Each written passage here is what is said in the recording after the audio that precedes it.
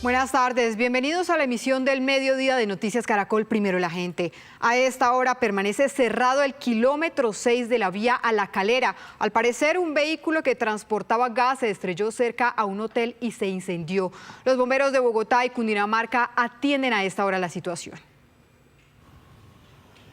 Sí, señora Catalina, ya tendremos los detalles de esta tragedia. Por lo pronto, miren, quiero compartir a los televidentes y a usted, por supuesto, hasta ahora, esa imagen que volvemos a tener aquí y que compartimos con ustedes en sus pantallas, con todos los colombianos, el Puente de los Enamorados de fondo, lo que indica que estamos aquí, en la isla de Providencia. Noticias Caracol, una vez más, se tomó el archipiélago de San Andrés, Providencia y Santa Catalina en medio de este recorrido que estamos haciendo por las regiones del país, escuchando a los colombianos. En este caso en particular, escuchando al pueblo raizal, sus reclamos, pero también sus propuestas para el próximo mandatario o mandataria de los colombianos de cara a las elecciones presidenciales de este año. ¿Cuáles son esas necesidades no resueltas que quieren poner sobre la mesa? Pues en minutos les tenemos toda la información y las historias desde esta hermosa isla, la isla de Providencia y también la isla de Santa Catalina. En minutos, Noticias Caracol, primero en las regiones. Iniciamos con la imagen que marca una nueva era para las relaciones entre Estados Unidos y Venezuela. El país norteamericano izó su bandera en la Embajada de Venezuela luego de 7 años sin contactos diplomáticos. Laura Dogu, quien se desempeña como embajadora de Estados Unidos, publicó la fotografía y explicó su simbolismo. Recordó que durante la mañana del 14 de marzo de 2019, la bandera de su país fue retirada luego de la fractura entre Nicolás Maduro y Donald Trump durante su primer periodo. Y hoy, exactamente 7 años después, 14 de marzo de 2026, la bandera vuelve a ondearse sobre Caracas tras el restablecimiento de estas relaciones entre ambos países. Andrés Triviño, ¿qué ha pasado en medio de esta nueva era? Buenas tardes. Catalina, muy buenas tardes. Sí, pues mire, precisamente la presidenta interina de Venezuela, Delcy Rodríguez, anunció nuevos acuerdos con petroleras internacionales, mientras el gobierno estadounidense ha emitido varias licencias para realizar negocios en Venezuela. En el siguiente informe hacemos un recuento de la nueva era de las relaciones entre los dos países. La caída de Nicolás Maduro trajo una nueva era para las relaciones entre Washington y Caracas. Desde enero, Donald Trump y Delcy Rodríguez han suscrito acuerdos energéticos y mineros que buscan la inversión privada en el país vecino. Y además, cambian años de tradición chavista. Y el pasado 5 de marzo, los dos gobiernos acordaron restablecer relaciones diplomáticas y consulares. Hemos restablecido relaciones diplomáticas y consulares con el gobierno de los Estados Unidos. Nos tocó decirlo frente a nuestros héroes y heroínas caídos en combate el 3 de enero, cuando fuimos a rendirle homenaje y le dijimos a Estados Unidos: vamos cara a cara a resolver nuestras diferencias históricas, las vamos a resolver por la vía diplomática. Esta semana el gobierno de Donald Trump le notificó mediante una carta a la justicia de Estados Unidos que reconoce a Delcy Rodríguez como la gobernante de Venezuela. Nuestro compromiso se centra en ayudar al pueblo venezolano a avanzar mediante un proceso por fases. Para facilitar esta transición, Estados Unidos está reconociendo a Delcy Rodríguez como la única jefa de Estado. Y es que durante este tiempo, Donald Trump no se ha quedado corto en los elogios a Delcy Rodríguez. En diversos discursos y publicaciones a través de redes sociales, ha dicho que la presidenta interina hace un gran trabajo, que goza de gobernabilidad y recalcó que las relaciones bilaterales fluyen nuevamente. También destacó el aumento de las exportaciones de petróleo venezolano a su país. 80 millones de barriles, eso es lo que hemos tomado. Es genial para Venezuela y es genial para nosotros. Con nuestro nuevo amigo y socio Venezuela vamos a hacer muchas cosas. ¿Alguien ha presenciado alguna vez algo tan hermoso? Trump no solo se acerca a las autoridades venezolanas, también hace guiños a su población, como la breve visita que realizó a El Arepazo, un icónico restaurante venezolano en Miami. Allí fue recibido como un héroe por algunos exiliados. ¿Qué vamos a comer? La encargada de negocios de Estados Unidos, Laura Dogu, lidera los contactos entre Washington y Caracas. Y su gestión logró una visita de alto nivel a Venezuela. Doug Burgum, secretario del Interior estadounidense, se reunió con Delcy Rodríguez y juntos anunciaron importantes cambios, entre ellos un millonario acuerdo para la extracción de oro. Por el momento tenemos un régimen chavista tutelado por el gobierno de los Estados Unidos, tutelado por el presidente Donald Trump, y particularmente hoy vemos cómo nuevamente se iza la bandera de los Estados Unidos en territorio venezolano después de años donde estuvo marginada y donde la presencia del cuerpo diplomático de los Estados Unidos fue muy complicado por toda la dinámica de la revolución bolivariana. Mientras que Delcy Rodríguez pidió una vez más a Trump que levante todas las sanciones en contra de su país.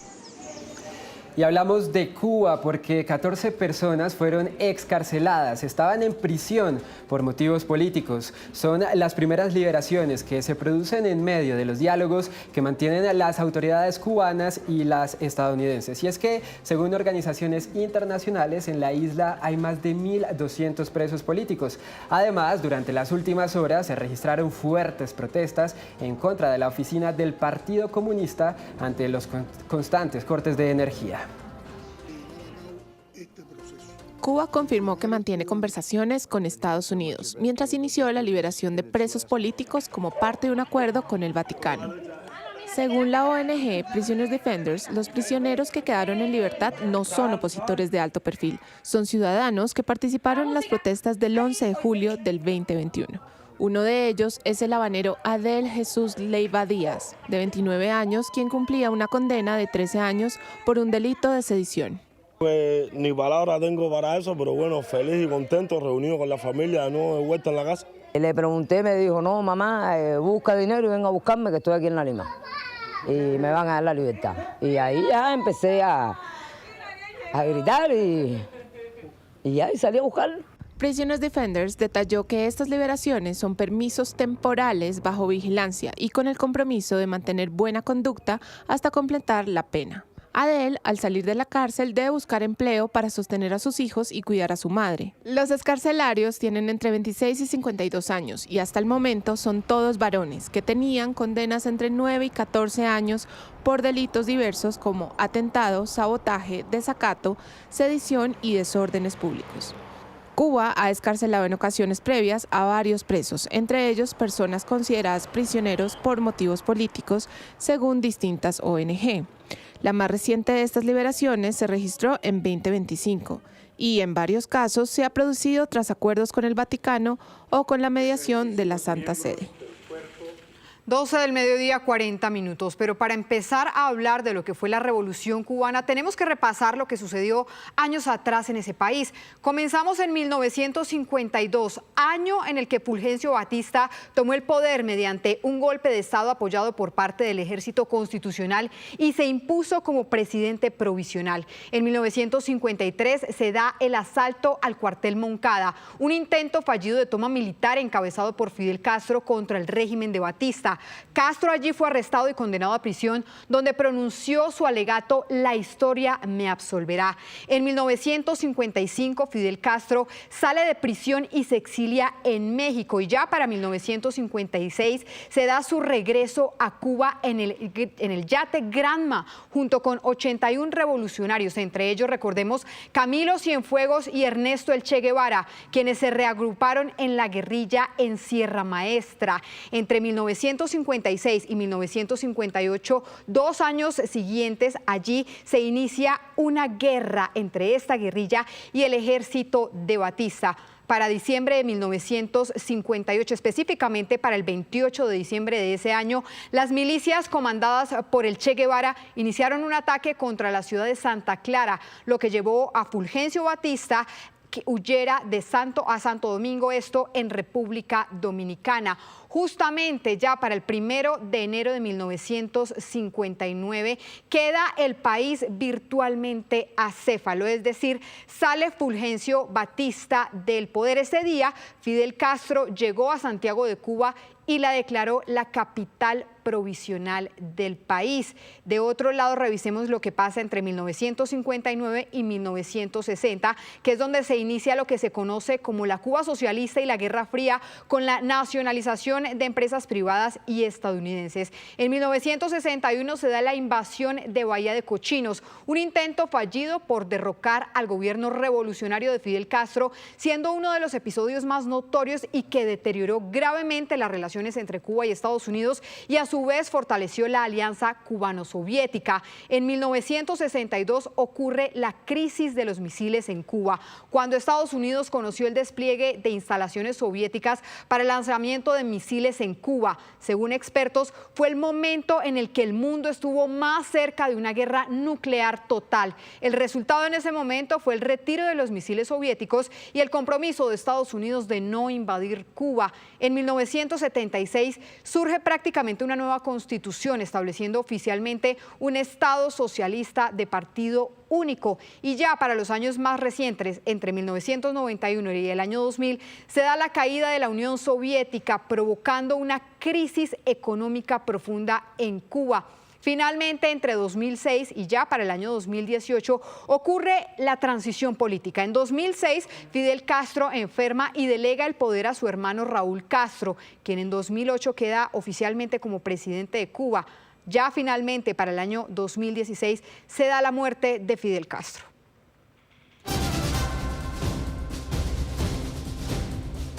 12 del mediodía, 43 minutos. En otras noticias, luego de más de una década sin importar gas desde Venezuela, los primeros camiones con una donación de este combustible cruzaron la frontera hacia Colombia, dando un inicio a un nuevo capítulo en la relación energética entre los dos países, avivando los planes de comprar gas venezolano.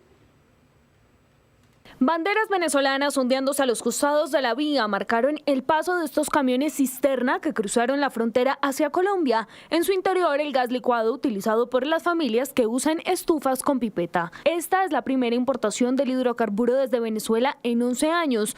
Una donación de PDVSA, la empresa de petróleo del vecino país, que hoy marca el inicio de una nueva hoja de ruta.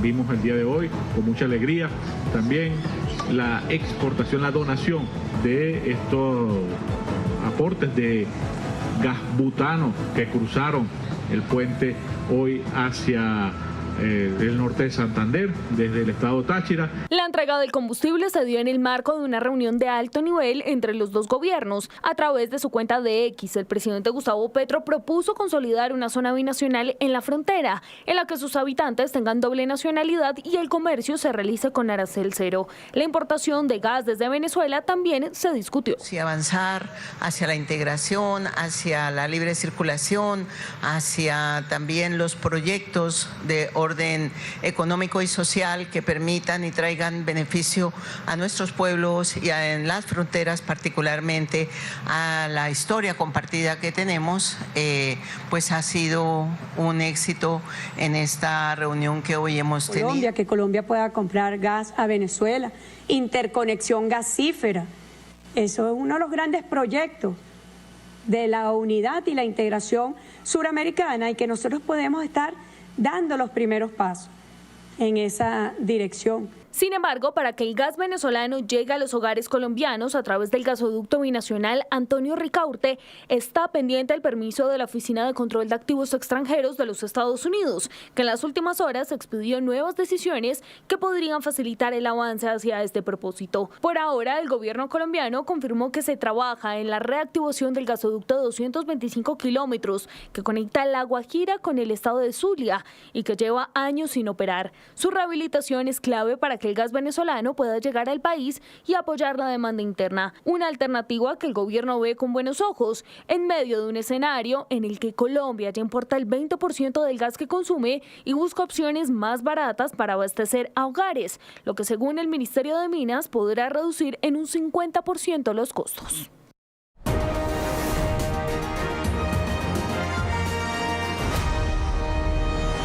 Tras definiciones y cambios de última hora que incluyeron renuncias, aspiraciones y adhesiones, son 14 los candidatos inscritos para las elecciones presidenciales del próximo 31 de mayo. Ustedes los van a ver en pantalla en este momento. Ellos, junto a sus fórmulas vicepresidenciales, si nada cambia, entrarán en la puja por llegar a la Casa de Nariño. Empecemos con Paloma Valencia y su fórmula vicepresidencial, el economista y exdirector del DANE, Juan Daniel Oviedo. De otro lado, tenemos a Iván Cepeda y también a la lideresa indígena defensora de derechos humanos, Aida Quilcue. De otro lado, Abelardo de la Espriella con el exministro de Comercio José Manuel Restrepo.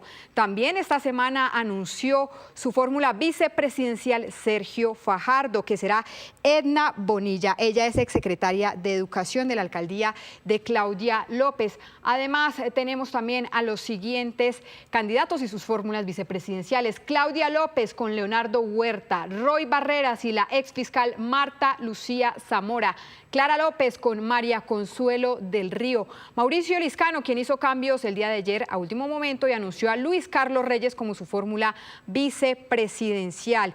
De otro lado también tenemos a Luis Gilberto Murillo con Luz María Zapata, Miguel Uribe Londoño con Luisa Villegas, la abogada Sondra McCollins con Leonardo Caram y Santiago Botero junto con Carlos Fernando Huertas. Estas son sus fórmulas vicepresidenciales confirmadas hasta el momento. Y además, Carlos Caicedo junto con Nelson Alarcón y Gustavo Matamoros junto con Robinson Giraldo.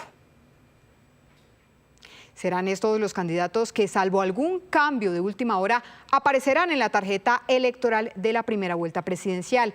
Acá el análisis de las candidaturas inscritas y de lo que se viene en esta nueva fase de campaña. Colombia está a 78 días de las elecciones presidenciales de primera vuelta y ya están definidos los nombres que aparecerían en el tarjetón. Entonces ahora vamos a ver, ya vamos a poder entrar en la fase de campaña en que se van a discutir propuestas, ideas. Espero que tengamos unos debates y que pues entremos a discutir un poco cosas más importantes para el porvenir del país que si consulta o no consulta y cuál persona y que empecemos con ya cosas de fondo. Para la primera vuelta de 2018 y la de 2022 hubo en cada una 8 candidaturas, 6 menos de las que veremos el próximo 31 de mayo. Son muchos, efectivamente son muchos, pero sin embargo, aparte las 5 o 6 candidaturas que podrían estar compitiendo con opciones reales y teniendo en cuenta, Sebastián, que en política nada está escrito y uno no puede hacer predicciones, pero por lo menos lo que muestran los datos,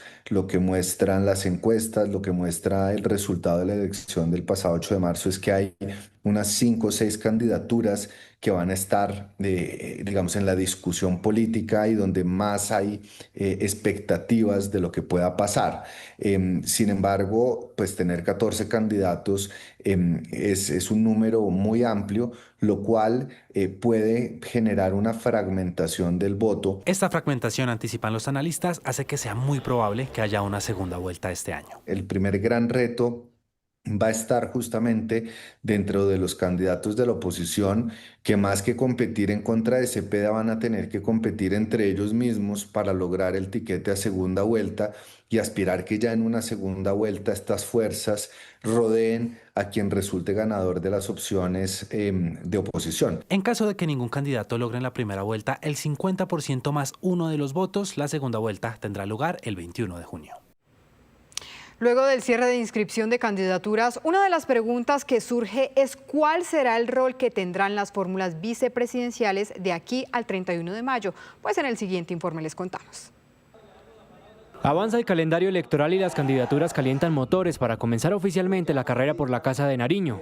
Conversamos con algunas fórmulas vicepresidenciales que desde ya hablan de su rol dentro de las campañas. Juan Daniel Oviedo, quien llegó a la campaña de Paloma Valencia en los últimos días, se encuentra en reuniones privadas con el equipo de la ganadora de la Gran Consulta. Dijo que llegará a aportar desde una visión de centro. Que nosotros vamos a estar más en la calle, aproximándonos a los temas asociados con la informalidad, las condiciones de extorsión que suceden en casi todas las ciudades del país, un poco para hablar claro de cuáles son las respuestas que este proyecto político le va a dar llamémoslo, a esa calle. José Manuel Restrepo, fórmula de Abelardo de la Espriella, indicó que llega a sumar su experiencia en el sector público y en la academia con propuestas para conectar a Colombia con el mundo en temas económicos y de desarrollo tecnológico, que serán sus banderas. Mañana tengo un encuentro con el equipo de plan de gobierno para empezar a trabajar en las propuestas del plan de gobierno y voy a tener también un encuentro con el equipo en los primeros días de la semana, con el equipo ya de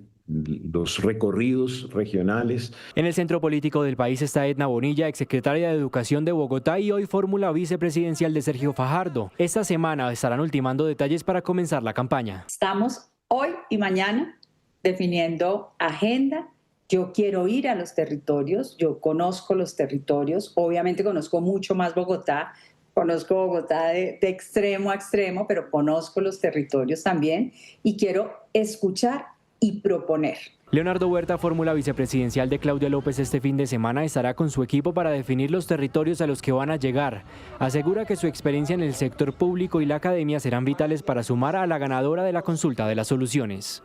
Hacer campaña, ese es el rol, campaña a la lata. Nosotros ya el lunes nos vamos a dividir, estamos cada uno con sus equipos este fin de semana, mirando dónde vamos a iniciar el recorrido en los territorios. Marta Lucía Zamora es la fórmula vicepresidencial de Roy Barreras. Explicó que su experiencia en la rama judicial y la Jurisdicción Especial para la Paz marcarán sus banderas para la campaña del ganador de la consulta del Frente por la Vida. Sumar a esa iniciativa del candidato de estar en las regiones, de acompañar a la gente, de escuchar a la gente, porque realmente la opción nuestra es una opción de tender puentes, es una opción moderada, equilibrada, respetuosa del Estado de Derecho, pero sin olvidar todas las situaciones sociales que nos aquejan. La senadora Aida Quilcue, fórmula vicepresidencial del candidato Iván Cepeda, mantiene por el momento reuniones privadas con su equipo para definir la estrategia que se implementará de ahora en adelante.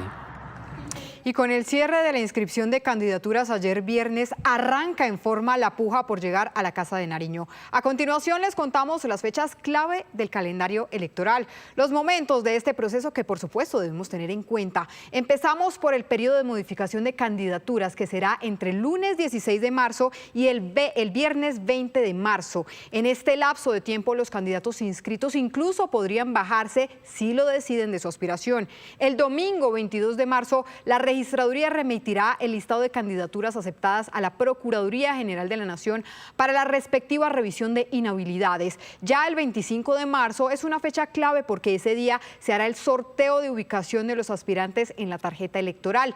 El 31 de marzo, mucho ojo a este dato, se cierra el proceso de inscripción de cédulas de ciudadanos para votar. Este proceso lo deben hacer las personas que cambiaron de residencia o lugar de domicilio y requieran actualizar el sitio en el que sufragan. Seguimos con este calendario electoral. Ya para el 30 de abril vence el plazo para modificar candidaturas presidenciales por inhabilidades sobrevinientes. Veamos ahora lo que ocurrirá el 16 de mayo. Es la fecha límite para la designación de los jurados de votación. El 25 de mayo inicia el periodo de votación en el exterior y el 29 de ese mismo mes es una fecha límite para la postulación por parte de los partidos de testigos electorales. Y mucho ojo, porque el 30 de mayo a las 6 de la tarde empezará a regir la ley seca que irá hasta el lunes 1 de junio a las 6 de la mañana. Y finalmente el 31 de mayo a las de 8 de la mañana, mucho ojo a esto, 8 de la mañana a 4 de la tarde se abrirán las urnas en todo el país.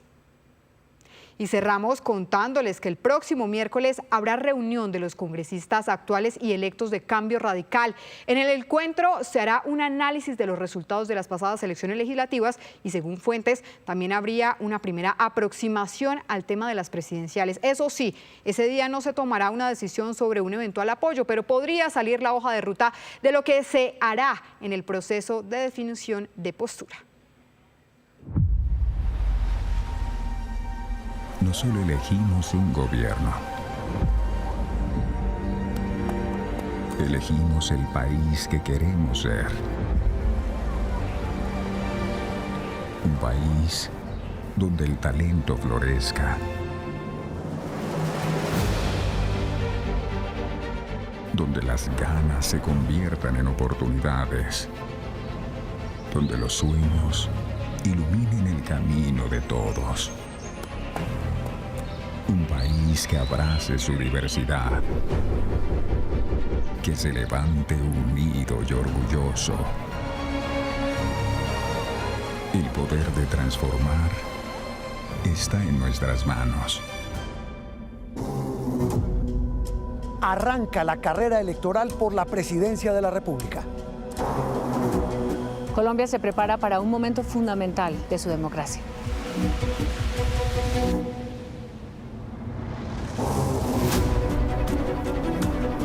Porque entender lo que está en juego también es una forma de participación. El verdadero poder está en su voto. Las buenas decisiones se construyen a partir de pensar en lo mejor para el país. El país decide, nosotros informamos. El país que queremos está en sus manos. El país que soñamos lo elegimos juntos. Colombia Decide 2026. Noticias Caracol. Primero la gente. 12 del mediodía, 57 minutos. Un nuevo incidente aéreo se registró en el Aeropuerto Internacional El Dorado. Una aeronave del Ejército cruzó varias veces por las pistas de aterrizaje sin permiso. ¿Qué está pasando con la seguridad aérea? Acá les contamos. Vuelve y juega. En las últimas horas, un helicóptero Mi-17 del Ejército Nacional cruzó sin autorización el espacio aéreo de la pista 1-4 derecha del Aeropuerto Internacional El Dorado. No entiendo qué está haciendo. Nuevamente está cruzando la trayectoria de la pista derecha. ¿Me confirma si le es posible aterrizar hacia la cancha de fútbol? Porque no entiendo qué está haciendo. Señorita, procede hacia la escuela militar. Correcto. Usted va hacia la cancha de fútbol que tengo a la derecha. La institución del Ejército, ¿correcto? Afirma, señorita. Aquí se escuchan los segundos de pánico que se vivieron. La conversación se da entre una controladora aérea y el piloto del helicóptero. Ella le da indicaciones y le dice que no sabe la maniobra que está haciendo. Entonces, ¿qué está haciendo? Ya le había probado cruce de trayectoria pista 1-4 derecha por segunda vez sin autorización. Vuelve y cruza la trayectoria. Confirma si desde la presente le es practicable el descenso y ejecutar la maniobra hacia la cancha de fútbol o de lo contrario cancele y retorne hacia Neiva. No entiendo qué está haciendo. El presidente de la Asociación Colombiana de Aviadores Civiles, quien también tiene 30 años de experiencia como piloto civil y militar, explicó algunas razones clave para entender lo que sucedió y por qué se han venido registrando con frecuencia este tipo de incidentes. Hay una situación muy crítica para nosotros y es la operación del occidente del aeropuerto, la saturación de la operación del aeropuerto El Dorado y el aumento de las operaciones por hora.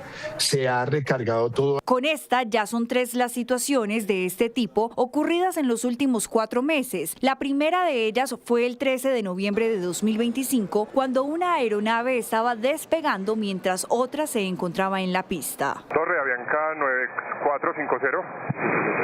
Torre Avianca 9450. 350. Caballero, había una aeronave en la pista.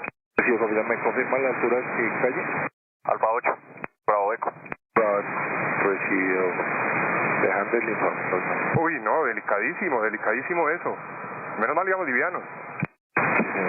La segunda, el 2 de febrero de este año, cuando un helicóptero de la Fuerza Aeroespacial Colombiana se cruzó en la trayectoria de un vuelo de LATAM Airlines. El presidente de ACDAC agregó que si estos incidentes no se corrigen, podría suceder una tragedia. Llegará un momento en que todos estos avisos, todas estas alarmas que nos han dado, también las que hemos expuesto los aviadores, hemos sido muy claros, muy precisos, hemos informado a la Aeronáutica Civil todas las deficiencias, falencias que tiene el sistema. Noticias Caracol se comunicó con el Ejército y con la Aeronáutica Civil, quienes no han entregado una respuesta de los protocolos y procedimientos de la operación vigentes en la terminal aérea.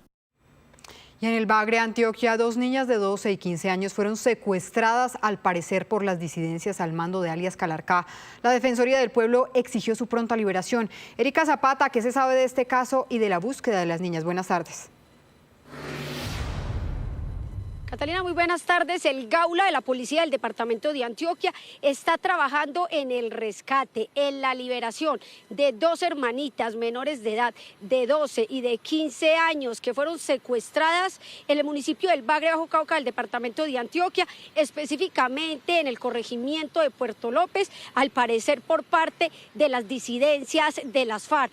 En los últimos minutos hay que decir que la Defensoría del Pueblo dijo a través de un comunicado indicando que estas menores de edad al parecer fueron secuestradas para ser reclutadas por parte de estos ilegales. Y yo estoy aquí en el comando de la policía del departamento de Antioquia porque las autoridades, el Gaula, está trabajando de manera articulada para poder rescatar a estas dos niñas. En el año 2025 fueron 25 las menores de edad que fueron reclutadas en el departamento de Antioquia, los menores de edad. Hay que decir que el departamento donde los grupos armados más reclutan es el departamento de Antioquia y sobre todo lo hacen las disidencias de las FARC.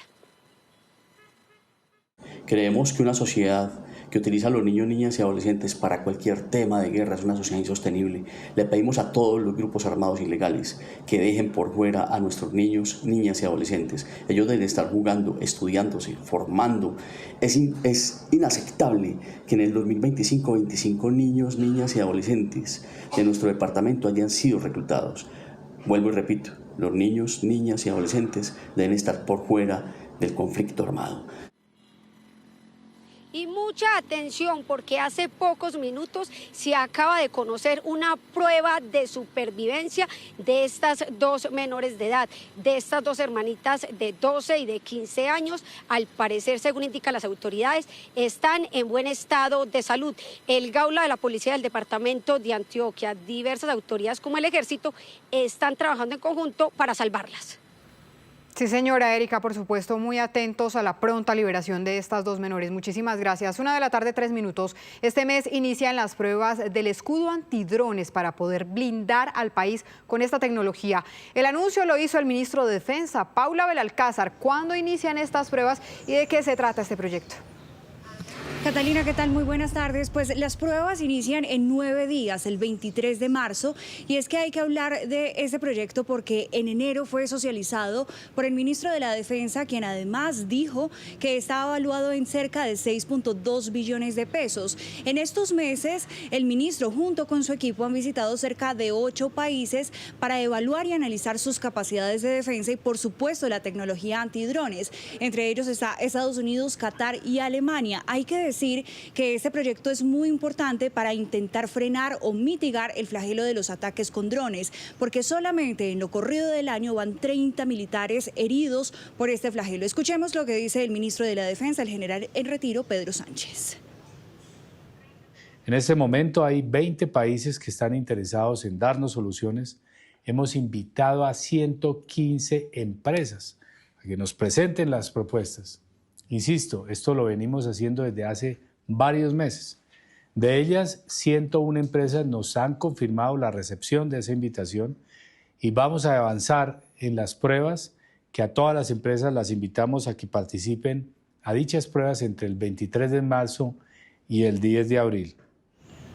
Recordemos que esta tecnología ha sido ampliamente utilizada por diferentes grupos armados y el hecho más reciente se registra en el Catatumbo, en el corregimiento de Filo Gringo, donde las disidencias de las FARC ataron a los drones megáfonos para intimidar a la gente y cerca de 170 familias han sido desplazadas en el Tarra.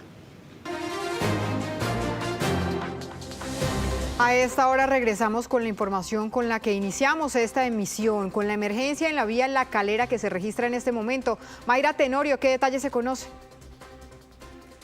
A esta hora el equipo de bomberos de Bogotá y Cundinamarca siguen atendiendo esta emergencia que, recordemos, se registró en el kilómetro 6 vía a La Calera, en este camino al Meta sector 8, como es conocido por los habitantes de esta zona. Y es que, como lo venimos recordando, se trató de un camión con varias pipetas de gas que se estrella muy cerca a una casa campo, específicamente a 150 metros. Esta zona continúa cerrada mientras siguen atendiendo esta conflagración. Como información de servicio, hay que decir que al menos aquí en la entrada a La Calera desde Bogotá está completamente abierto el tránsito, pero sí en el kilómetro 6 se sigue atendiendo esta emergencia.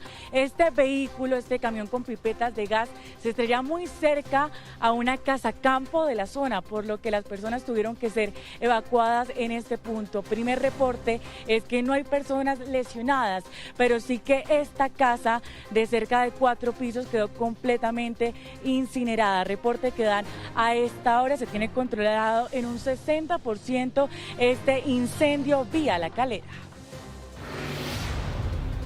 A esta hora es noticia la crisis que se vive en el departamento del Cauca por los constantes ataques perpetrados al parecer por las disidencias de las FARC. En las últimas horas la estación de policía de Suárez, Cauca, fue atacada con ráfagas de fusil. De forma inmediata las autoridades activaron un plan de defensa para repeler la situación. En simultáneo, pero esta vez en Morales, Cauca, las disidencias también atacaron a la fuerza pública. Es importante resaltar que en las últimas semanas este grupo armado ilegal ha atacado en varias zonas del departamento del Cauca, hablando específicamente de Cajibío, El Tambo, Santander de Quilichao y el Patía Cauca.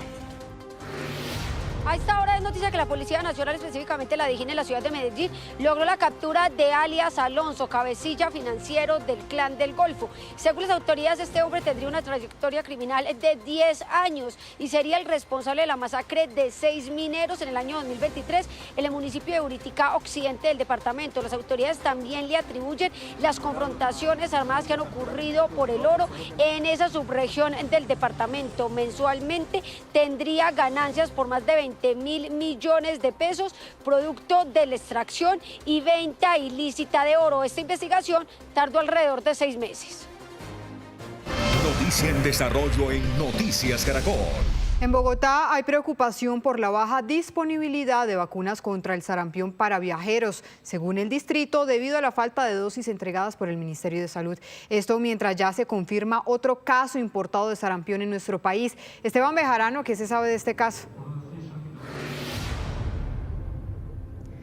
Catalina, pues según información del Instituto Nacional de Salud conocida por Noticias Caracol, se trata de una mujer quien llegó hace por lo menos 3 semanas al país desde México, por lo que hace parte de ese grupo de personas que en su primer momento fueron confirmados como caso importado de sarampión.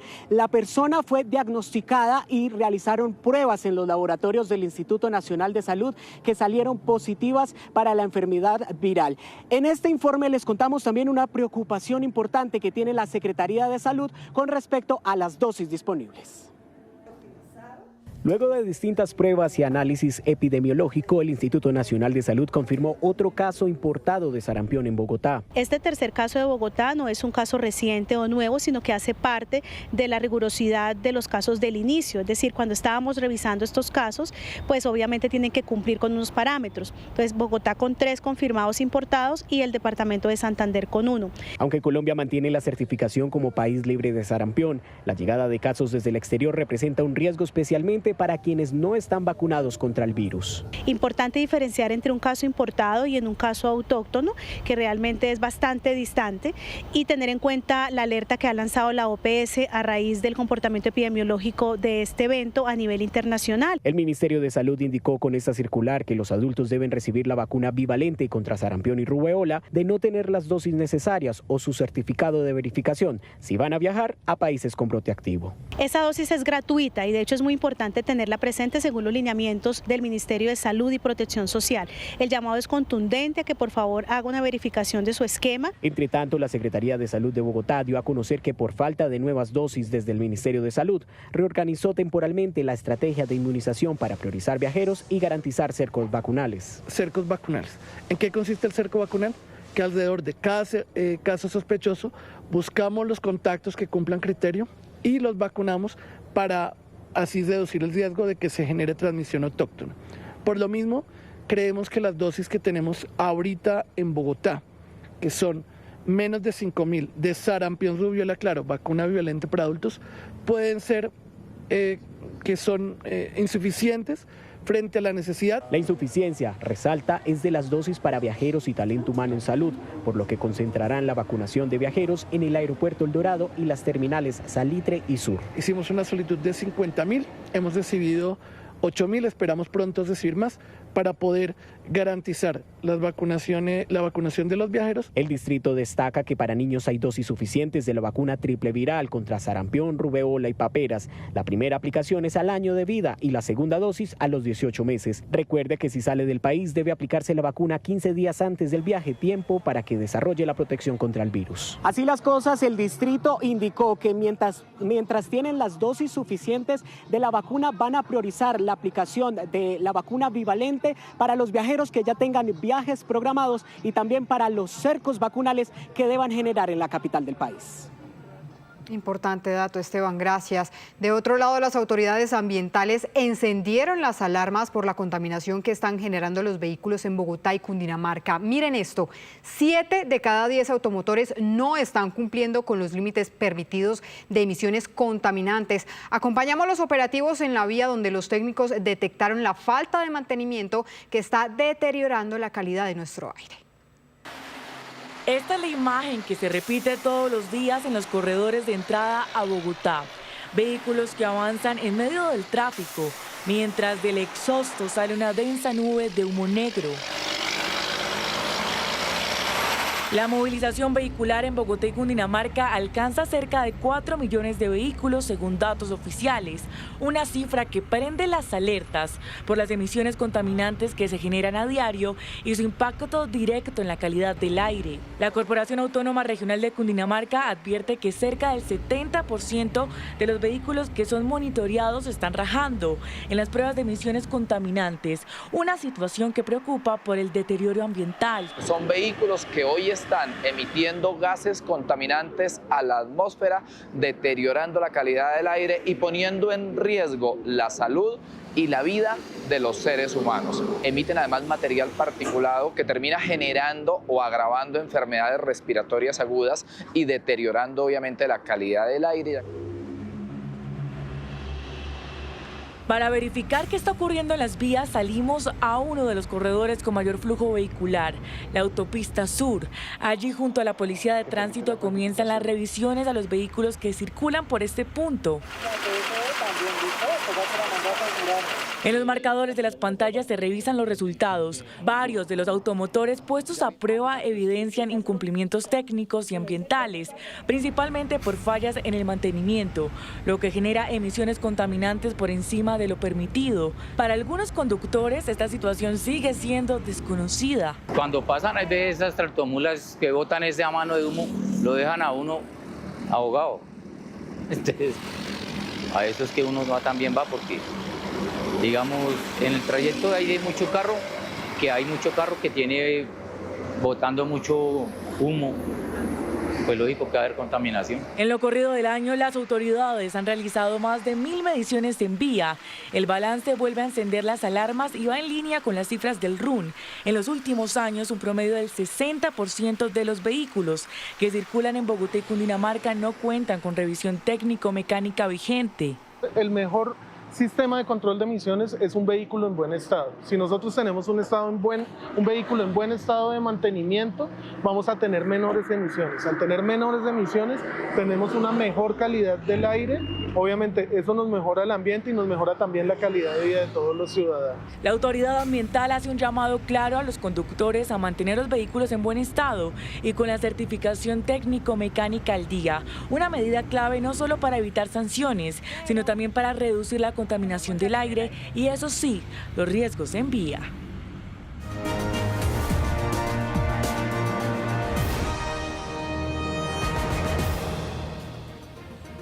Una de la tarde, 15 minutos. Noticias Caracol se encuentra aquí del lado de la gente en el archipiélago de San Andrés, Providencia y Santa Catalina. Los estoy saludando y lo reitero para nuestros televidentes desde la isla de Providencia. Están haciendo alrededor de 27 grados centígrados, un calorcito delicioso, pero también una brisa porque estamos aquí muy cerca del mar Caribe.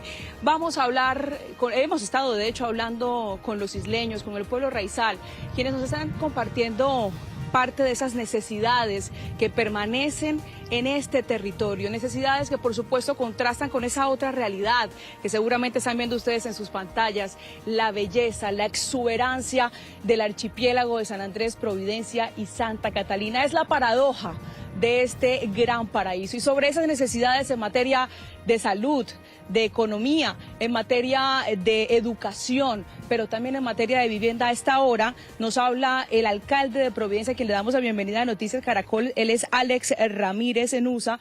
Bienvenido, buenas tardes. Buenas tardes y gracias por la invitación. Alcalde, ¿a cuánto estamos nosotros de distancia del continente?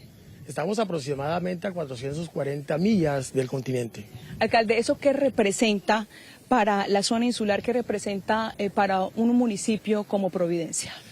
Pues es muy complejo, sabemos que el territorio está en el centro del Caribe, como lo mencionamos, a 440 millas del continente, que hace más compleja el acceso, la conectividad a este territorio. El costo de vida se aumenta, el tema de la inversión que se haga en materia de infraestructura se duplica, entonces es muy complejo para nosotros en esta ubicación en el centro del Caribe. Usted como alcalde, ¿qué espera o qué expectativa hay de cara al próximo gobierno? ¿Qué le tienen que cumplir a los isleños? Hay 4 temas fundamentales que los isleños y raizales exigimos el gobierno nacional.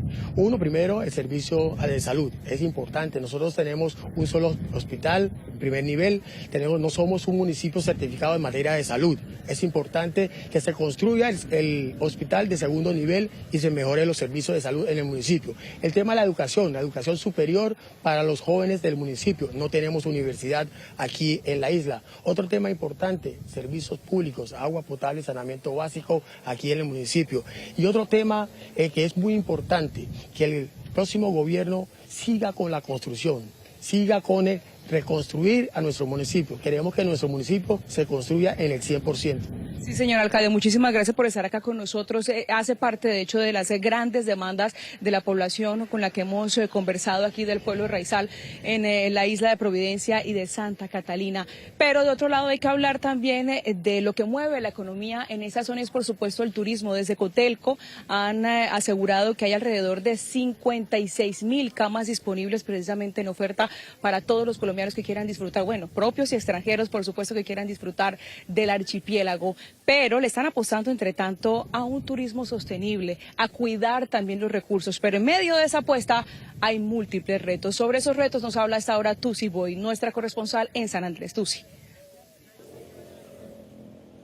El turismo es el eje central de la economía en el archipiélago de San Andrés, Providencia y Santa Catalina, y precisamente este sector presenta retos que tienen que ser atendidos. Hablamos con los prestadores de servicios turísticos, quienes dieron a conocer cuáles son sus principales requerimientos. A continuación, veamos la nota. Su mar de 7 colores, la arena blanca y todos sus atractivos naturales hacen del archipiélago de San Andrés, Providencia y Santa Catalina un destino inolvidable para los turistas. Para mí ha sido una experiencia única, es como otro mundo, la verdad. Bueno, el calor sí, pero el resto todo excelente, muy chévere. Los lugares, el mar, el sol. Los lugares para conocer acá, las islas, todo, o sea, excelente. Lo que más me ha gustado es su gente, las playas, el mar, también mucho, o sea, más que todo su gente y el mar. Pese a los daños materiales dejados por los pasos de los huracanes, el destino se ha fortalecido ofreciendo cerca de 54.000 camas entre hoteles, apartamentos y posadas nativas. Los operadores turísticos destacan no solo las bellezas naturales. Tenemos una gastronomía espectacular, el rondón, el plato típico que es bueno, muy reconocido en el mundo entero, inclusive en otras islas del Caribe. También tenemos la música, la lengua que nos diferencia y el aprendizaje que hemos podido obtener, que es que la gente está buscando otras alternativas, la gente está buscando involucrarse con la comunidad local, con la comunidad raizal, y eso es lo que nos ha hecho totalmente diferentes e innovadores. Sin embargo, el archipiélago enfrenta desafíos para ampliar su oferta y garantizar calidad en el servicio turístico. Uno de los proyectos que ya está en ejecución es el mejoramiento de la infraestructura en sectores del centro como zonas peatonales, cambio de mobiliario, mantenimiento a las casetas de salvamento y organización de baños públicos, entre otros. Es realmente volver el turismo sostenible. Cierto, vivimos en una isla supremamente pequeña, y tenemos que tener eso en cuenta en todo momento. Hay cosas que se puede hacer cerca de Bogotá, pero no se puede hacer aquí por las mismas limitaciones geográficas que tenemos. Invías también anunció que iniciará obras de recuperación de las vías circunvalar en San Andrés y Providencia con un presupuesto de 22.000 millones de pesos. En movilidad, Anato también propone un cambio. Ha habido una importación realmente masiva de mulitas, estos carros que son abiertos, que son, pues, a la gente les encanta porque para el trópico pues son maravillosos, pero al mismo tiempo vamos en contravía con la transición energética que debemos pensar es CO2, ¿cierto? Que estamos creando en vez de tener vehículos, apostar por más vehículos eléctricos. Entre los planes de acción también se proyectan jornadas mensuales de ornato y embellecimiento de sitios públicos. El reporte de Tusi Buy desde San Andrés. Vamos a continuar allí en San Andrés porque hay que decirlo, miren, particularmente aquí en Providencia, ya lo escuchaban del alcalde, solo hay un hospital de primer nivel que por supuesto genera ciertas carencias, o todas las carencias, mejor, para la atención en materia de salud. Se queda corto frente a la gran demanda de la población aquí en Providencia y Santa Catalina. Una situación similar pasa, por supuesto, en San Andrés, donde la situación es bastante compleja. El tema de las remisiones se convierte en un verdadero reto y un gran problema. A continuación, la radiografía. La historia de Gladys Puello es un ejemplo de los desafíos que enfrenta el archipiélago en materia de salud. En octubre de 2022, una isquemia cerebral postró en cama a su esposo Robinson Acosta. Desde ahí comenzó lo que ella define como su más grande lucha. Al principio sí, constantemente era la entrega de los paños, de medicamentos.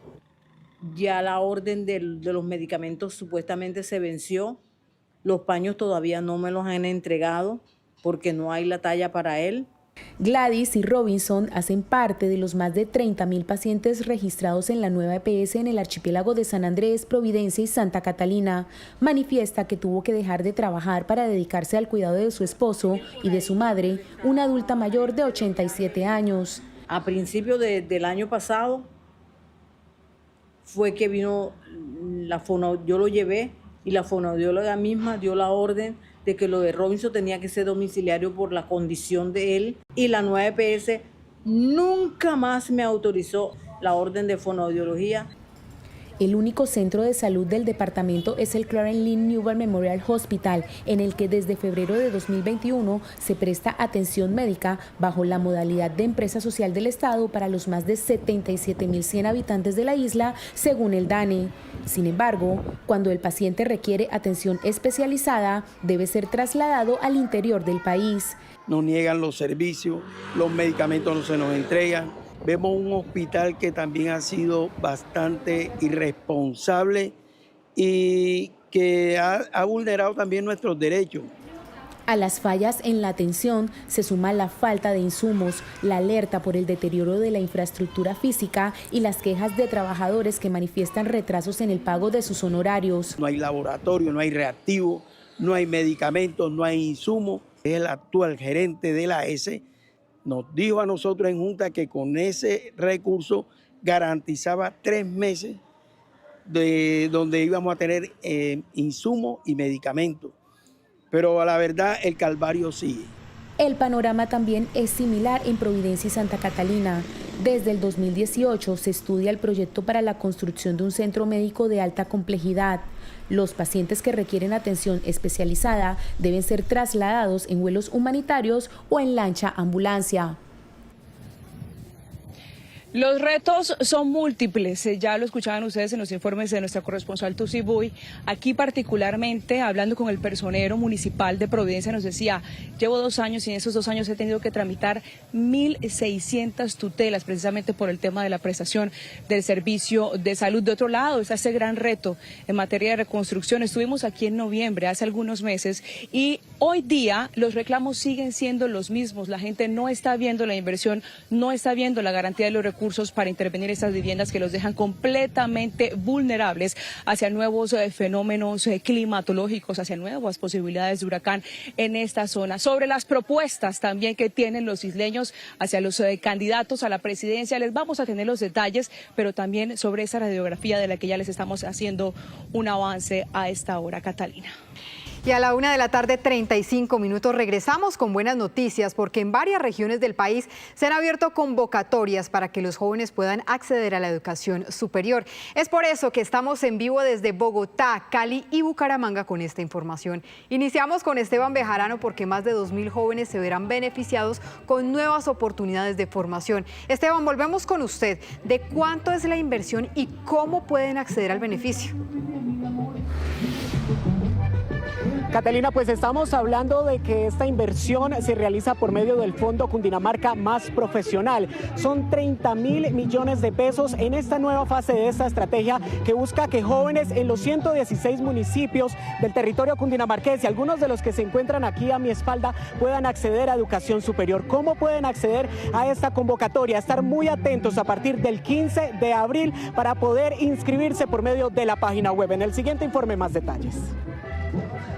Con emoción, Sara Sofía cuenta lo que significa entrar a la universidad, una oportunidad que tal vez no iba a ser posible, pero que hoy es una realidad. Muchas veces las familias no tienen los recursos y uno como persona pienso que es importante formarse, salir a la sociedad siendo mejor persona y pues la formación profesional es muy importante en la vida del ser humano. Sara vive en Funza, estudia a distancia y es gracias a un apoyo del Fondo Cundinamarca Más Profesional, una estrategia que abre las puertas de la educación superior a jóvenes en el departamento. Estuvimos como muy pendientes, sí, porque era la opción, una beca para mí para poder estudiar.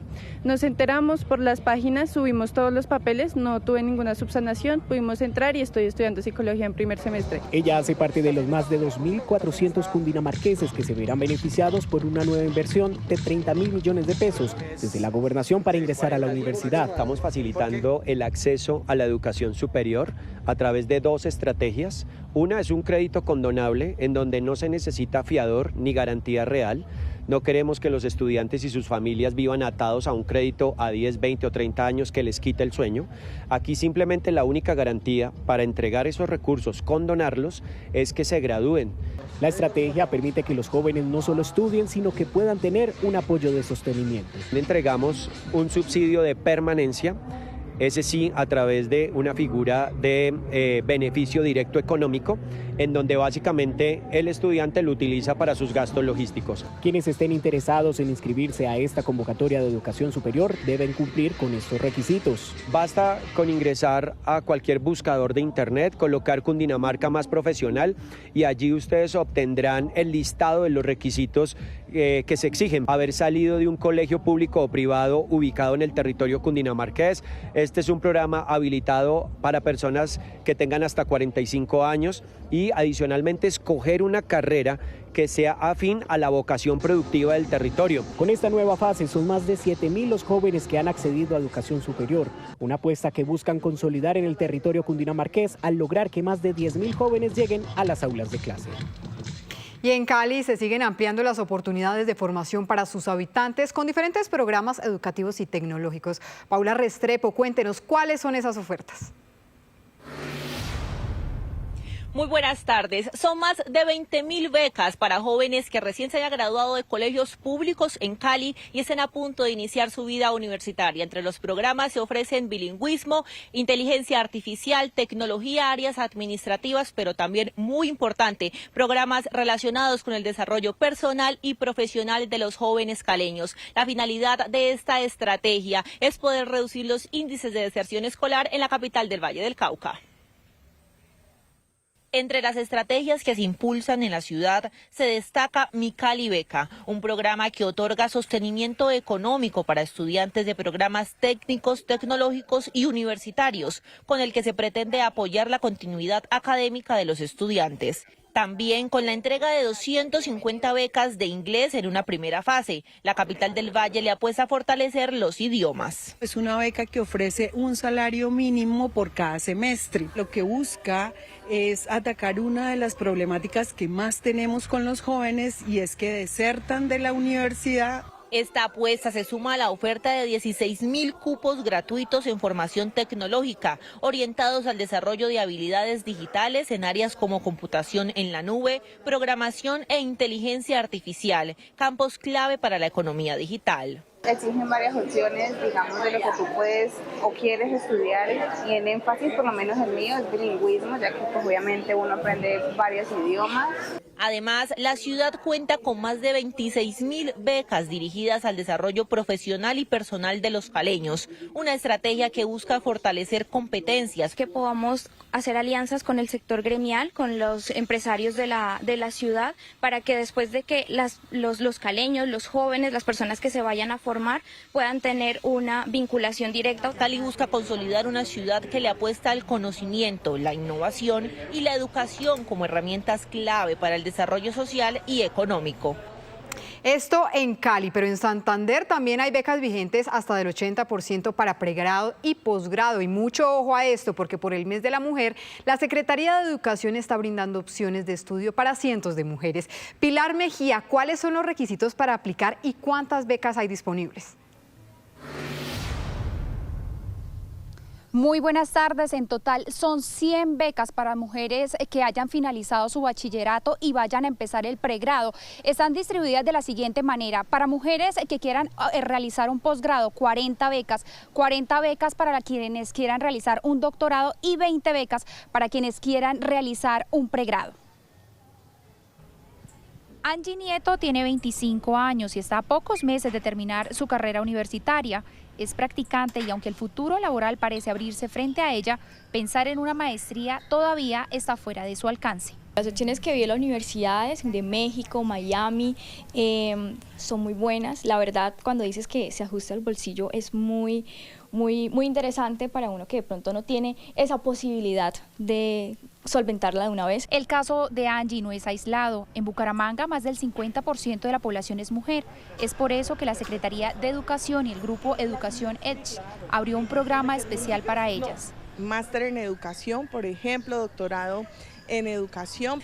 Requisitos, pues ser ciudadano, por supuesto, pero además de eso, que tenga ya cursado el bachillerato o una carrera profesional para cursar el posgrado y estar muy interesado. Ahora las mujeres interesadas en realizar estudios de pregrado, posgrado, maestría y doctorado podrán acceder a una beca virtual que cubre hasta el 80% del valor. Las privadas tienen precios un poquito fuera del presupuesto de mucha gente. Me parece una gran noticia, la verdad. Me interesa saber más, cómo conocer y digamos quién las otorga y todo esto.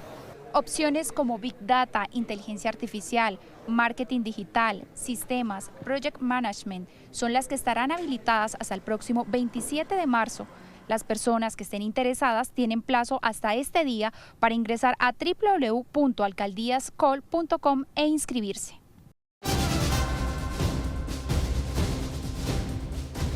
Esta mañana fue visible en varias regiones del país una circunferencia luminosa de varios colores alrededor del Sol. Se conoce como halo solar y es un fenómeno óptico de origen meteorológico que se forma cuando la luz pasa por un cierto tipo de nubes conocidas como las cirrus.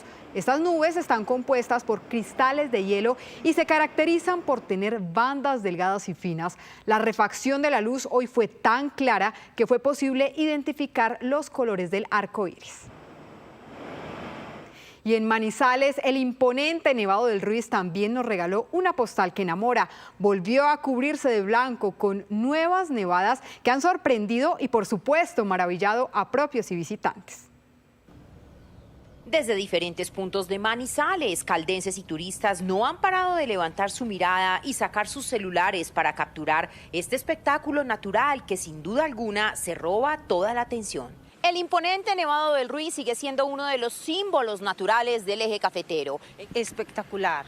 Hacía días no podía divisarlo así como está hoy. Está hermosísimo, majestuoso. No, espectacular. Manizales es un arte.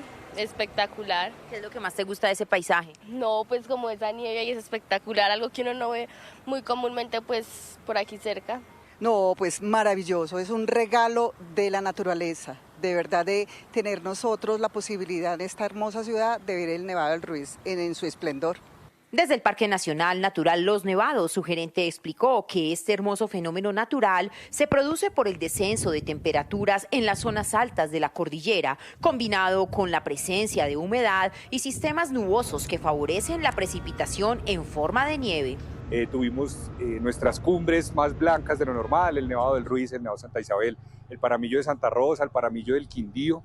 Esto debido a fenómenos meteorológicos muy precisos de este momento. altas precipitaciones, que llegaba una precipitación sólida, bajas temperaturas. Estos fenómenos, pues no es el primero del año, pero sí es quizás uno de los más grandes que se ha registrado este año. Estas nevadas son clave para la conservación del glaciar y el equilibrio hídrico de la región, pues el hielo y la nieve ayudan a alimentar las fuentes de agua que abastecen a miles de personas en el país. Mientras tanto, en redes sociales, las imágenes del Nevado del Ruiz cubierto de blanco ya comienzan a viralizarse, recordando que la naturaleza, cuando se deja ver así, siempre será protagonista. En Noticias del Mundo, Turquía dijo que no cederá ante las provocaciones luego de que cayera un misil iraní en su territorio. Entre tanto, se registraron ataques en Gaza e Irak durante las últimas horas y en el Líbano denuncian que la situación humanitaria empeora con el pasar de las horas. Ataques israelíes alcanzaron un hospital del sur del Líbano. 12 trabajadores de la salud murieron en la ofensiva. Este centro había estado prestando servicios a más de 17.000 pacientes y había realizado grandes esfuerzos en estas difíciles circunstancias.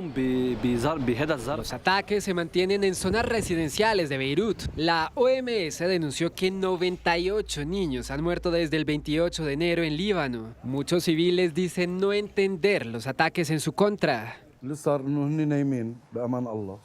Un misil impactó en la casa, matando a 4 personas, 4 de una misma vivienda. No pertenecemos a ningún partido, no tenemos nada que ver con nadie.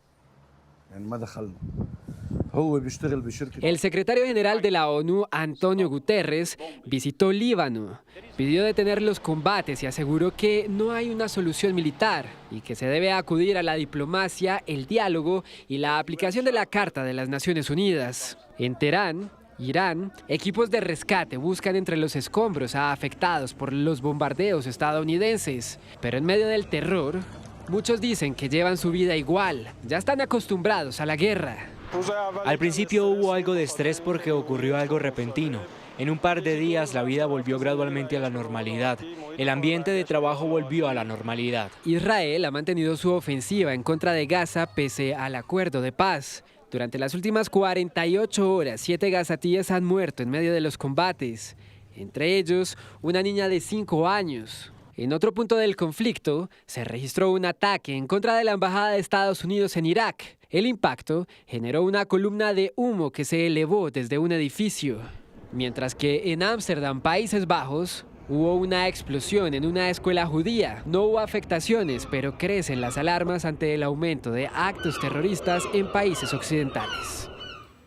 Y en las últimas horas, Estados Unidos bombardeó la isla de Yark, considerada para los expertos como la joya de la corona de Irán. Se estima que por allí se transporta el 90% de las exportaciones de petróleo. En Noticias Caracol en Vivo, un analista político internacional nos habló de este enclave petrolero. Esta isla precisamente allí en Medio Oriente, la decisión de Estados Unidos de atacarla, ¿qué significa? ¿Qué consecuencias puede traer esto? Es el talón de Aquiles de la economía iraní. Un ataque a esta isla directa, bueno, que ya se realizó, pero la infraestructura petrolera, porque el ataque fue a la infraestructura militar, significaría ahora sí el colapso de la economía iraní, pero también un golpe muy grande a la economía mundial.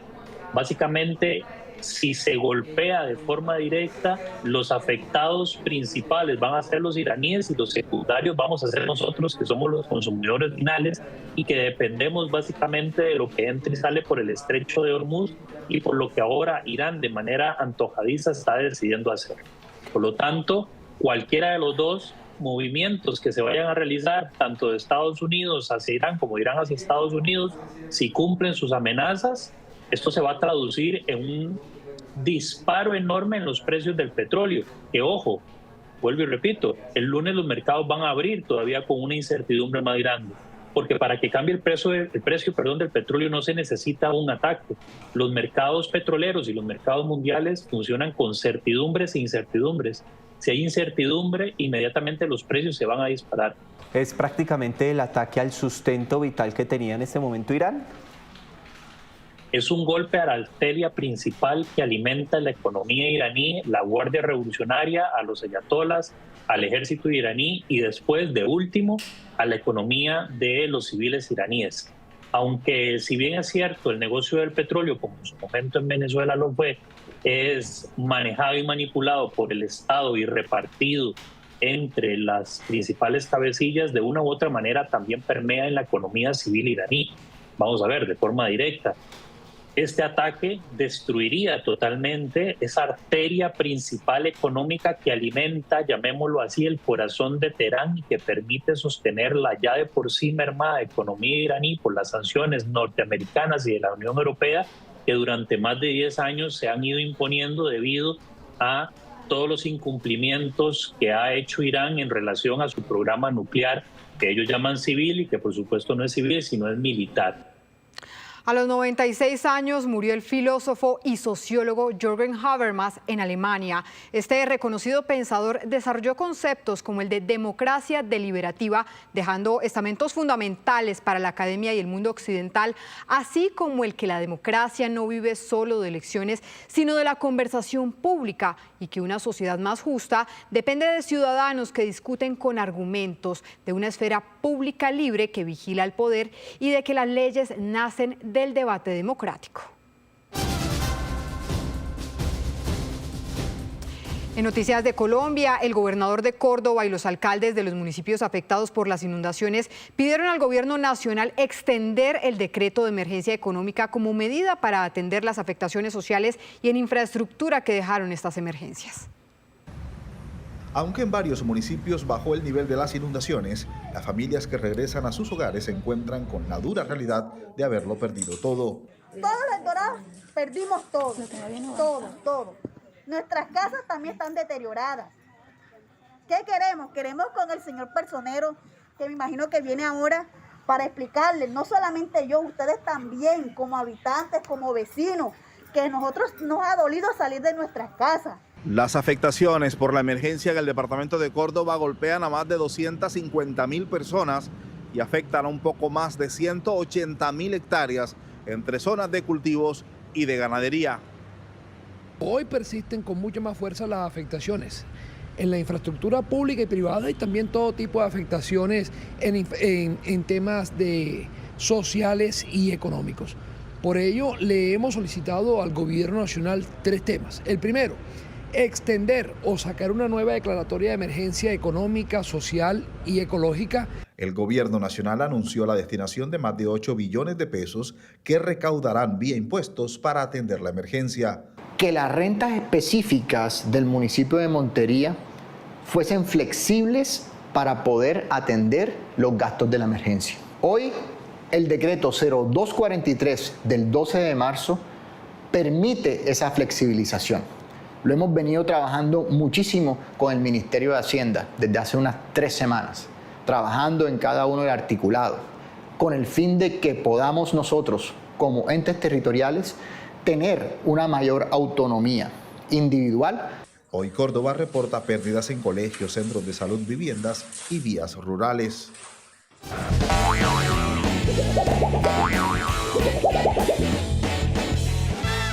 Muy buenas tardes. Los animales sí hablan. El problema es que los humanos no siempre sabemos leer lo que nos están diciendo. Perros y gatos se comunican todo el tiempo a través de su cuerpo. Con las orejas, con la cola, con la posición del cuerpo, incluso con las miradas. Y aprender a entender esas señales no solamente va a mejorar nuestra relación con ellos, sino que nos van a evitar accidentes, y se los digo por experiencia.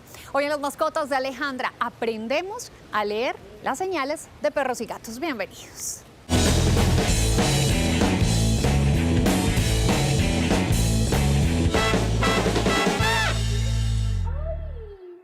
Perros y gatos tienen un lenguaje propio, un sistema de señales que usan para expresar tranquilidad, incomodidad o alerta. Bueno, básicamente se estructura sobre 4 pilares básicos, que es sobre los sentidos: la parte olfativa, la parte visual, la parte auditiva y el tacto. Ellos tienen un lenguaje muy particular que se llama el lenguaje de calma o el lenguaje de las señales de apaciguamiento. No, vergüenza. Ese lenguaje aparece en pequeños gestos que muchas veces pasan desapercibidos. Por ejemplo, entendamos cuándo un perro está cómodo. El perro puede generar un movimiento oscilante suave de la cola, también una postura de juego, que es como querer interactuar con el humano, que empieza a generar algunos ladridos. No todos los ladridos quieren decir que puede ser incómodo, simplemente puede estar llamando la atención y estar diciendo: estoy muy feliz de estar con mi humano. Pero cuando algo no les gusta, el cuerpo también lo dice. ¿Qué nos está diciendo el comportamiento facial de esta perrita? Si tú te das cuenta acá, el perrito está presentando el ojo de ballena, ¿sí? Eso es una señal de que está muy incómodo con el contexto. Si ves, las orejas están hacia atrás y agachadas y está empezando a jadear. Estas son las señales de apaciguamiento que muchas veces nosotros no reaccionamos y está empezando a decirte estoy demasiado incómodo con el momento. La musculatura está muy tensa, están muy marcados los músculos, quiere decir que el perro no está acorde. Tú también tienes acá la cara muy cerca a la cara del perro. El perro te está hablando, aléjate un poquito porque estamos algo incómodos, ¿listo? Y en efecto yo no entendí y me hizo un snap. Está diciendo ya no más, para y suspende la interacción con el animal. El perro me habló. Sí. Y yo no le entendí. Exacto. Es que cuando esas señales no se interpretan a tiempo, el animal puede escalar su respuesta y llega el snap o la mordida suave.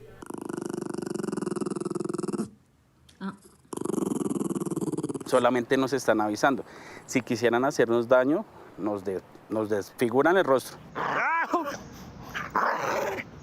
Así que prudencia y respeto, que la emocionalidad no nos gane. Y los gatos también hablan, pero su lenguaje es mucho más sutil. Estas son las señales de confort de un felino. Primero pues se radica en la colita arriba, una postura mucho más amigable en caminar. Algo que nos dice que los gatos están agradables es que empiezan a rozarnos. Pues yo, ay sí, besitos. Cuando vemos un animal tranquilo, lo que observamos es que tenemos sus orejitas adelante. Cuando tiene el movimiento de la cola, va como hacia arriba y termina como engancho. Pero cuando se sienten incómodos, también lo expresan. No, es que es para poderte examinar.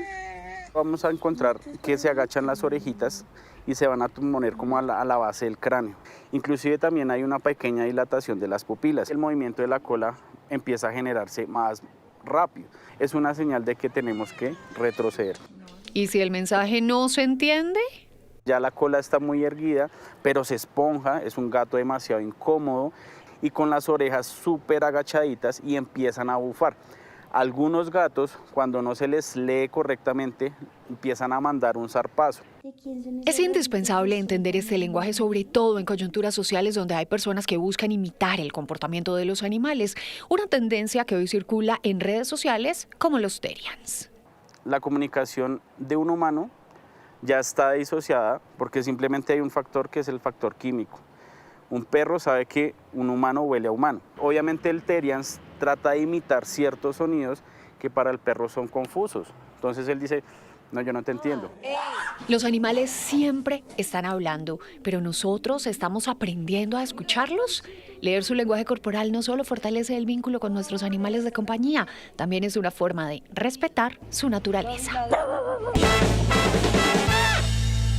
Síganos en YouTube, en Noticias Caracol en vivo, en nuestra app, en el sitio web, en nuestro canal de YouTube y en TikTok. Nosotros le damos las noticias, usted escoge la pantalla. Y veamos qué tendremos esta tarde de sábado en Noticias Caracol en vivo, nuestra señal digital. Pablo, hola. Hola Catalina, ¿qué tal? Muy buenas tardes. Esta tarde en Noticias Caracol en vivo estaremos hablando del conflicto en Medio Oriente, de la decisión de Estados Unidos de atacar una isla que es clave justamente en Irán. Tendremos la entrevista completa con el analista internacional justamente en este espacio Noticias Caracol en vivo de lo que está pasando allí en Medio Oriente y cómo podrían verse entonces las consecuencias a raíz del ataque en esta isla. También a propósito de Estados Unidos nace una nueva era con las relaciones con Venezuela. En segundos vamos a entender qué es lo que está pasando y sobre todo qué viene en materia de relaciones Estados Unidos-Venezuela. Y en Colombia siguen las reacciones y las consecuencias a raíz de ese nuevo incidente registrado en el Aeropuerto Internacional El Dorado con un helicóptero militar. También vamos a tener expertos y analistas, además las autoridades en este espacio Noticias Caracol en vivo. Por ahora son los temas, los esperamos en nuestras plataformas digitales. Sí, señor Pablo, muy conectados en minutos ya nos vemos. Y para el cierre, miren esta historia. En los campos de Boyacá se escribe una nueva historia de esfuerzo, magia e ilusión. 42 niños campesinos sueñan con participar en un festival de música en República Dominicana, pero necesitan apoyo de todos los colombianos. Esta es la historia. Los sueños que nacieron entre cultivos y surcos se transformaron en las notas musicales que en los campos de Boyacá los pondrá en un escenario internacional. Paso a paso, 42 niños y jóvenes que integran la banda sinfónica El Folclor de mi Tierra de Chivatá construyen la ilusión que les despierta el reto de representar a Colombia en República Dominicana en una nueva versión del Festival Internacional de Bandas de Música Infantojuveniles 2026 en Santo Domingo. Es la primera vez que nosotros vamos a tener el honor de salir de nuestro país. Podremos conocer otros lugares, conocer otras culturas. Cada nota le da magia a los días que se cuentan para poder volar en busca de un logro, que esta vez escribirán lejos de sus parcelas, pero con la ruana puesta como símbolo de amor, la entrega y la pujanza de esta tierra. Nos sentimos muy orgullosos de ir a representar a nuestro municipio, a Boyacá y a Colombia. El campo nos ha inspirado muchísimo. La emoción toca el corazón no solo de los integrantes de esta banda musical, sino de sus familias, quienes entre lágrimas y la voz entrecortada hacen todo tipo de actividades para poder recoger fondos necesarios. Y me siento muy orgullosa de que ella pueda ir a representar a esta tierra de Chivatá y a Colombia. Es el proceso de muchos años de estos estudiantes, de estos niños campesinos, que hoy tienen una invitación importante y demostrar lo que significa ser chivatense. Aún nos hace falta y si no logramos completarlos, no podemos ir. De los 300 millones requeridos, aún les hace falta 100 millones que seguramente se multiplicarán en aplausos y abrazos desde el corazón de estos niños y jóvenes campesinos.